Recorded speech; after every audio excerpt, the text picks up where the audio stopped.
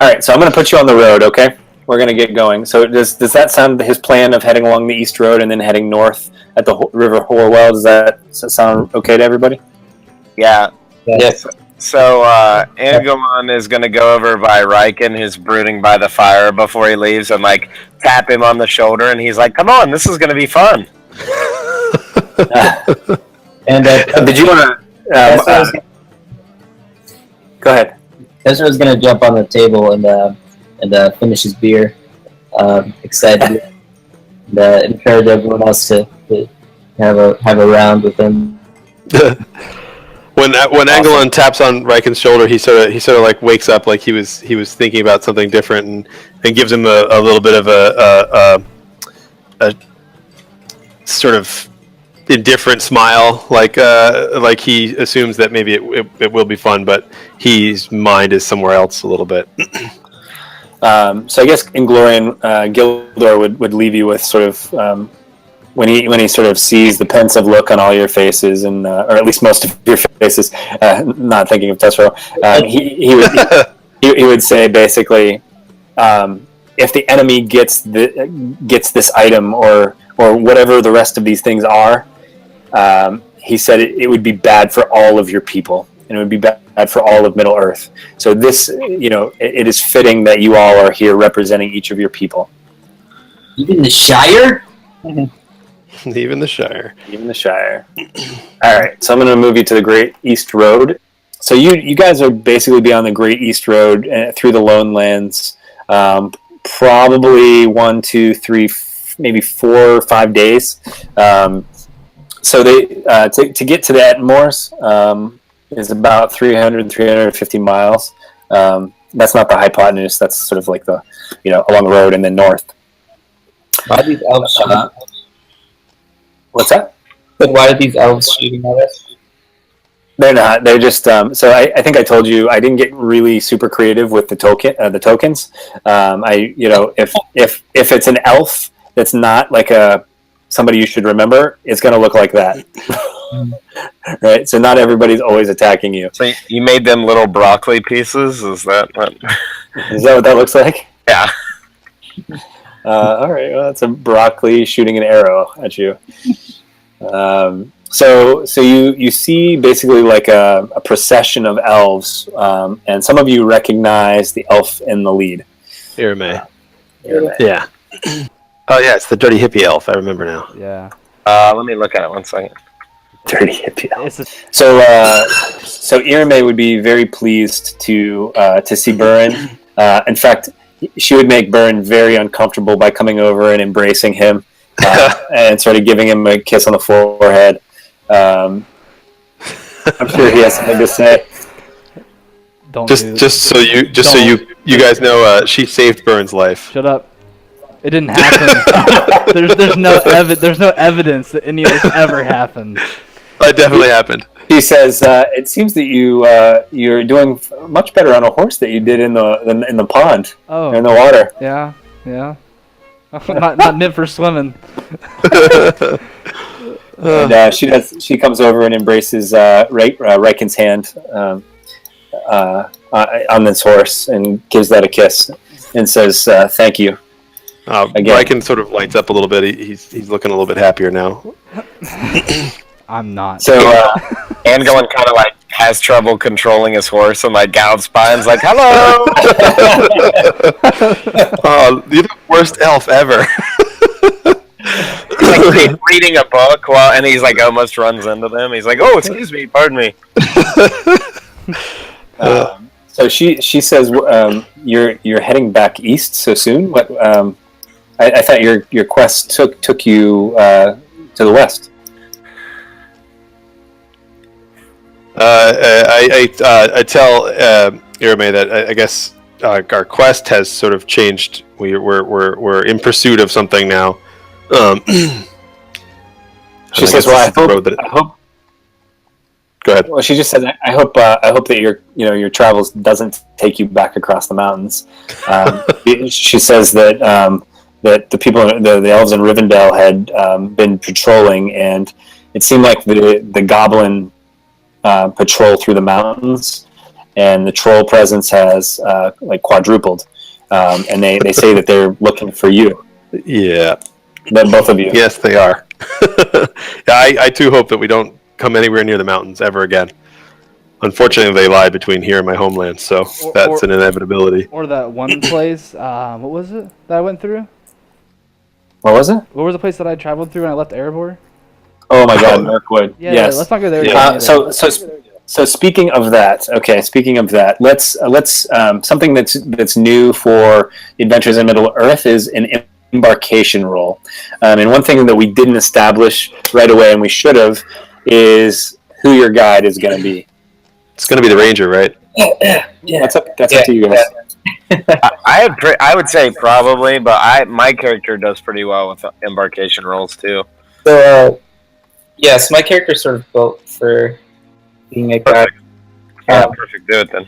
Like all I'm good at. So let's go ahead and do an embarkation roll, and I will let you know sort of how your travels are faring. All right, awesome. So, with hopeful hearts and clear purpose, the company embarks with light hearts and a sense of hope. They are resolute and determined to cleave to their path, regardless of hardship or setback. Accordingly, each member of the company counts as inspired until the first time they fail a roll during this journey. So what does it mean for us to be inspired? Basically, you get inspiration. You get advantage. Advantage on every roll. Get advantage on everything until we fuck up? Until like, let's say you attack and both of your rolls don't hit. Then you wouldn't have it anymore. Okay. Yeah, so you guys, you reach the last bridge, which you guys have, at least three of you have traveled over from Rivendell. To the east is sort of where Rivendell is and the Trollshaws. Straight north of you is where you're going to head to the Ettenmoors, and you guys, you actually had an encounter here with some rangers, the three of you. Yeah, last time we were here, we saw a group of rangers that were traveling from north to south. And you're starting to remember. You're starting piecing this together now. You're thinking that what the rangers were talking about was they were heading north to sort of block the northern escape of these pirates. Okay. Yeah. Makes sense. All right, so moving right along. Who was? I think it was Spriggs' character, the dwarf. You get another glimpse of, or like a flash in your mind of a red-headed woman. That happened when he was here last time. Yeah. And that just a flash, like nothing. You have like a fondness for this river. The river appears like a. I don't have fondness for any bodies of water. No, you do. Like you have, like you feel a draw to this river that you've never felt to any other river. It's like a dangerous attraction. Yeah, no, it's not dangerous. Like you don't feel compelled to go swimming in it. You just like it seems more appealing. So I say, from here we make our way north to the Isle of Red Dust. It was once one of the great fortresses of Rudar, one of the three kingdoms from which Arnor fell into ruin. It was greatly contested between Coldfell Guardians and the armies of Angmar until the later days, until I don't know, like 1,000 years ago? Yeah. Something like that. Yep. Just curious, is this the same bridge in the books where Glorfindel leaves a gem on the bridge? Yeah. So Glorfindel. Yeah. So you guys that haven't read Fellowship will know that Frodo got picked up by Arwen, but that's not actually. It's Glorfindel who is a first age elf. Who does a lot of sort of the legwork, including leaving the gem on the last bridge, including picking Frodo up and taking him across the fort of Bruinen. Okay. All right, so you guys are heading north along the river, and so the river. Let me describe it to you. So, the black and brown mud gives way to red clay the closer you get to the River Orwell. The river takes on a translucent crimson as it passes north to south. Faradir, you hear some rustling in the bushes straight north of you. Hold up. There's something up ahead. Okay. Since you call out that, you see someone actually comes around the bush since he knows that you know he's there. And he says, greetings. And he looks a little tentative. He has his bow in his hand and he has an arrow in the other hand, but nothing. He hasn't drawn it back. I say, greetings, son of Creoth. Making, I guess, ignore you, Marcus. Yeah. He says, you've heard of our people. He's like intrigued now. He's like more interested in. He seems to loosen up a little bit. Yeah, my kinsmen have come to your aid several times. You're a ranger. As he gets closer, he recognizes. He says, "I don't remember seeing you in these parts, but this is the land of my kin. We have a fortress, or whatever you call it, to the north. If you'd like to join us, it's a special occasion today. We're having a festival of sorts, and you're most welcome." Festival, you say? Yes. Okay. What do you guys think? Will there be ale? You probably know more about these people than we do. Okay. What do you think about this festival? I mean, they're like tribesmen, right? So they're not. Okay. They're not the most civilized of people. So we're probably. Tesser's pretty excited about a festival. Honestly, Riken feels sort of more at home with this proposal than anything else we've done so far. Okay, He so I comes guess from tribal people, sort of. Tactrously agreed to his offer, and with sort of the hopes that we can maybe glean some information off of them.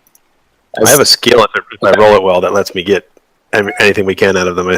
So we'll see. He says, "Let me take you north then to." I'm sorry, my cat's going crazy. Let me take you north to Gartha Garwin, our home, and you can talk with our chieftain Dulang is his name. So follow me. I'll lead you through the lands. England kind of like mutters as they're trudging along, like, "Oh dear, I hope there's not too many people." All right. So you guys come basically up. You're traveling north, and you basically come up on sort of the western side of Gartha Garwin. And so the description is it's an old classic Rudaran fortress. The remnants of an old long stone stairwell runs at each entrance. The red earth surrounding the river Horwell bleeds into the land at the foundation of the ruins. And I'm going to say that, Burin, let's have you make let's do insight. I'll say you didn't fail that. But you basically just get a glimpse of the red-haired woman in your head again. So I'll give you a little more of a descriptor this time. The color of her hair reminds you a little bit of sort of the right around the river. Okay. Huh. But you still can't see a face or like anything like that. Really, it's not clear. Okay. In we go, I suppose. So Dulang is here, and he has a big grin on his face when you come, and he says, "Welcome to our home. You are here in just in time for our festival." What festival might that be? England says. It's to pay homage to the River Maiden, Naruhel. Well, there you go, Baron. So Faradir's starting to think that he made a little bit of a mistake. So you guys see Faradir like shifting a little bit in his steps. What's going on with Faradir? I'm gonna ask Faradir what's I sort of like sidle up next to him and just ask him what's going on. He looks nervous. It's nothing. King Dunlang, is there somewhere we may rest for a bit? Yes, it's true that you've traveled far. Please come with follow my man here, and he'll take you into to the banquet hall. I'd like to point out that Tessero is looking at everything everywhere, and he's saying, "Ooh, what's this? Ooh, what's this? Ooh, what's this?" Tiny. And he's very excited. Are you gonna steal something, little guy? No. Nope. Angelon keeps like asking, like, "Excuse me, where's the library? Where's the library located?" Dulang just says, "I'm sorry, we don't have the luxury of having a library here. We're men of the hills and of the trees."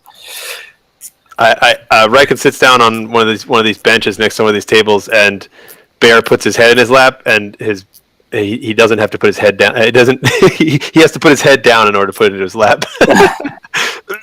So they bring out some dishes of food. Yeah.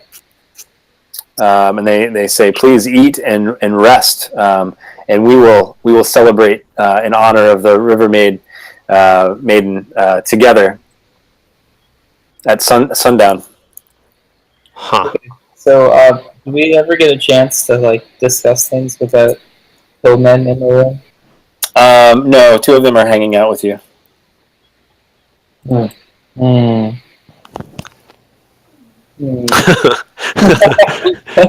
So guys, there's ale. There's sort of like meat on the bone, big like turkey legs. There's some vegetables and some potatoes. Yeah, some of them look like almost like they've absorbed some of the color from the ground around. Could Angelon on anything that he noticed that was like slightly discolored? Could he do like a medicine check, or like since he's used to handling like herbs and things like that, just to see if there was anything? I'd let you do a nature check on the vegetables. Okay, I'll go ahead and do that. So, Angelin, you recognize you've never ever seen.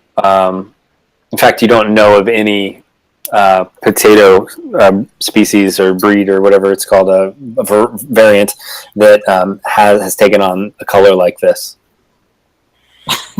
Great. So Angelin would be like, interesting. I don't believe that I've ever seen a potato like this. Where do you all grow your vegetables? They say right here on the riverbank. The riverbank.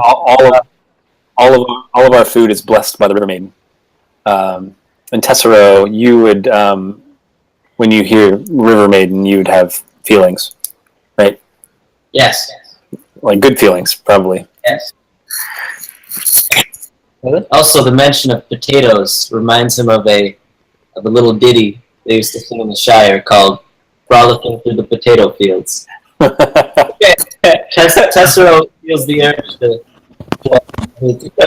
jump on the table and start song, and he uses his minstrel skill. Potato fields? Yeah, "Frolicking Through the Potato Fields" by Alright, awesome. where's minstrelsy? Alright, Josh. Here we go. Angelin's like, oh, wonderful song. And I say to the Hillman, have you heard of this song? Please come sing with me. And so, yeah, it's one of those songs with a repetitive chorus. So by by like the third chorus, everyone's caught onto it. You know. All right, so the person that escorted you here, basically still stays on guard, but this guy kind of like he starts like tapping his foot, and eventually he starts like clapping, and he comes over to the table. Yeah, you got it. Okay, so while everyone's singing, I sort of I go over to Burn and I guess Angelon and pretty much everyone who's not singing. And wait, is anyone not singing? Anglin wouldn't be singing. He might be like Dwarven bobbing Tales. his head. I want a Dwarven sonnet. Burns not gonna sing. So for the two people singing, I'm hush under my voice while everyone else is singing. And I say, I don't have a good feeling about this. Narihel is known as the Blood Red Maid. She's one of the river goddesses, but she's grown evil over time due to. She had red hair. I would assume that her hair is the color of blood. Would Anglin know of any of this, Jared? Well, so do you have? You can make a lore check. Do you have lore? I believe so. I think I would disclose to Faradir that I've been having glimpses of the Red Maiden. Anglin, when he hears that, he would be like, "Oh dear, a river maid." He says, "Yes, she was actually one of the only river maids to embrace the path of evil." He says, "We probably don't want to be here." He starts to like push himself back from the table a little bit, and he's like, "Now might be a good time to go." I have a feeling why these potatoes are a special color. So, does anyone eat or drink any of the food? I should have asked you this before, but The second the Tessero's had 2 beers. all right. So we'll have Tessero make a Constitution save. Okay. That's not good. Hey, you have advantage though. So Tessero, you guys notice Tessero taking on his skin is turning bright red, and he's starting to slow his speech. Fields and fields with fire. He's starting to act like he trips and falls off this table here, and he's still going. Well, I think that to be fair, that I would have been drinking too. All right, so let's have you do a anybody that drank or ate anything, we'll have you do a Constitution save. Ooh, advantage though. Yep, advantage. Yeah, they can't still Dwarven resilience. Yeah. Oh, they still have that? Yeah. Oh, yeah. Here. But we'll say that Burns just fine. Burns looking at his drink like, eh. Another slams it down on the It's table. watered down. This is watered. So I'm sort of thinking we shouldn't linger here. Yeah, Anglin is like when he found out, he was like, oh my, we shouldn't be here, and he like pushed his way back from the table, and then he sees the Hobbit like red and like falling down. He's like, oh dear. The serious guy, the guy that's on patrol that brought you in, he goes, you think probably to report, because he looks down at Tessero and then he leaves. And this guy's here sort of singing along with Tessero, even though Tessero is basically like not making any sense right now. Tessero's dancing with him now. So can we go over to that guy and just sort of like knock him out? Yeah, I'm gonna just. I'm not gonna put us in combat right now. Let's just have somebody do a. Whoever's gonna try it, we'll have you do. I have a skill that lets me convert people to our side. I could use Bear to intimidate him. I get like a +8 in proficiency on that when I use him to try to intimidate people into siding with us. Yeah, whatever you want to try. We'll just have you do like a quick roll. If you want to try to like grapple him, like put him in like the, put him to sleep. You can do like a grapple roll. You can do an attack if you want. You can try your intimidation thing. I'm thinking if we intimidate him and it works, we might be able to get him to let us leave. Just do an intimidation check, and Okay. you already have advantage on it anyway. So Yeah, I have advantage on it and like huge pluses for it, so let's try it here. Okay. Rolled as long as I have the right character checked. So that'd be All right, so an 18 plus 8. All right, so plus 8. Yeah, I get a +6 for my yeah, I have pluses in everything. I'm very intimidating. Okay, well, 18 would succeed. So you want to just sort of describe what's going on? He's like dancing with Tessero, like basically holding Tessero up at this point. And I kind of get the feeling that we need to leave. So I give Bear the sort of the sign that he's gonna go over and intimidate this guy, and Bear walks over and just starts staring down the guy and growling at him while he's holding Tessero in the air. All right, so he like backs into the corner and is like, "What? Like, calm your dog down." I guess I'll go over to him and say, as much as I appreciate you letting us stay here, we cannot be your sacrifices to the River Maiden. We're on a very important task. Great. Anglin goes, yes, we like living very much. He says, but he has Tessero kind of. He's like holding him up at this point. He's like, but he is our sacrifice. Look at him. What? He's already been prepared. What's up? How's it going? Where? I pull Tessero behind me. All right, so yeah, he lets go because he doesn't want to get closer to that dog. Tessero's still kind of murmuring the potato song. Yeah, I put Tessero over my shoulder. I think we should be good. I think it should be good to leave because according to the way that skill works, is he's friendly to us until we attack one of his allies.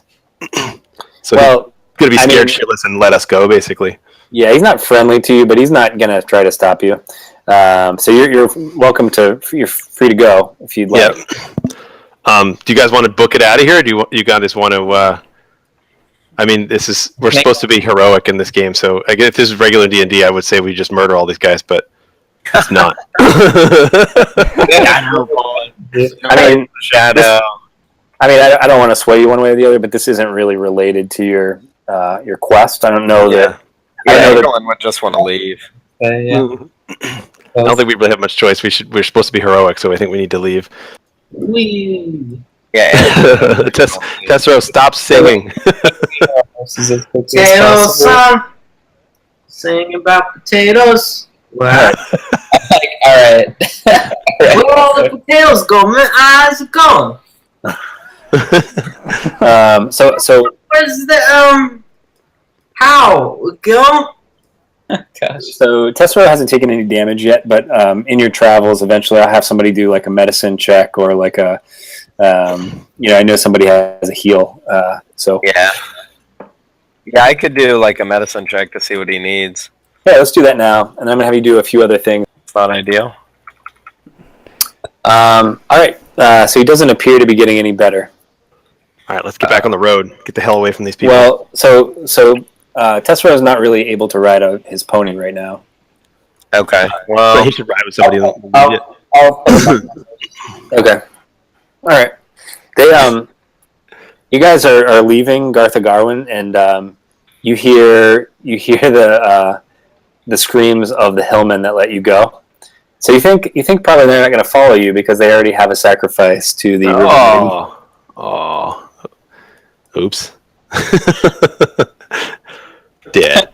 All right, guys. So you ride north for, let's see, Garthagarwin. You get there on October 22nd. So that's I don't know, 1, 2, 3, 4, 5, 6, about 6 days you've been on the road. You travel through Hithled for another 2 days. I'm going to have someone do another medicine check on Tessero, or he's going to start taking damage. I should probably and yeah, let's have maybe the Dunedain try. So you managed to get him back, kind of like you pump him full of water, and he takes a massive number 2, and he passes the system. It's not It's their most hardy thing. They are hardy. Yeah. So you're okay, Tessero. Yeah. Tessero's also going to have a quick quick smoke of pipe weed. He's back. He's back. He's like, now it's a party. Sam is a Pac-Man now. I think as a rule, the next time we go into a strange place, we should not just start eating the stuff. Oh yeah, so you have advantage on your pipe smoking. All right, so I can have some sort of revelation. That's what it's for. Your revelation is that you probably shouldn't have just eaten the food. Wait, do you have a skill that is pipes? Yeah, he has a pipe smoking skill. Oh my god, we got the stoner hobbit with us. that's right. I have some sort of revelation, or like I don't know, something like that. Picture Gandalf outside of Moria smoking until he figures out how to open the door. You actually, the dream that you have, you picture this woman, and she's slowly pulling that hillman underneath the river. Oh, Yep. here. Tough break. So some of this, guys, Shouldn't eat the taters. I shouldn't eat the taters, precious. So some of this is like definitely like heavy into lore of Tolkien, and then some of the stuff's borrowed from the movies, but some of the maps that I have and some of the place names and things I've used sort of Lord of the Rings online. We've filled in a lot of the areas. So if you've ever played that, you'll recognize some of the names and maybe even some of the enemies, at least at first. As we get sort of out of the Ettenmoors, you'll see less of that. So you guys head north for a few days, and you notice that in Hifled, Hifled means mist plains in Sindarin, and the name is accurate. Though there is a scattering of evergreen trees that litter the ground running along this side of the river, the landscape is mostly flat, rolling hills. But it's kind of like depressing to ride through. So I'm going to have you each. You're traveling for so long that I'm going to have you each do 4 wisdom saves. Are these for corruption? It's for shadow points. Okay. So Max has the. So do we all have advantage on this or no? Yeah, sure. You guys notice Riken. You guys notice Riken specifically. It looks like maybe whatever happened at Garth the Garwin like really messed with him, or like traveling, like seeing Tessera like that. Something's on his mind, is like really weighing on him. I think it's been started ever since the prancing pony, right? I've been sort of I'm elsewhere. My mind is back in Mirkwood. What is Tessera's state right now? He's good. He's good. Yeah, he's good. You were basically nursed back to health. The pipe weed helped a lot.